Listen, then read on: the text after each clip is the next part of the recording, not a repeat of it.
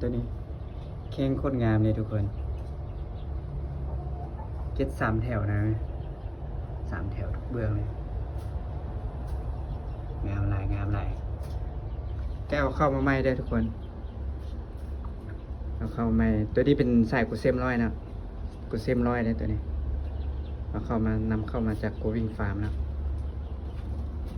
เพื่อนหากเอามาส่งให้เมื่อวานไม่ได้รีวิวเบิ่งเอาลงคลิปมีก้อยแตกด้วยทุกคนก้อยแตกนะเบื้องนึง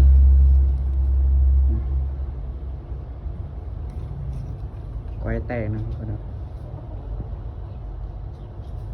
ก้อยแตกเพื่อนเดียว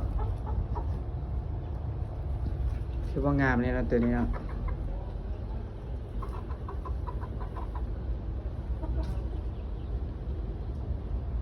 กูเซมร้อยเนาะ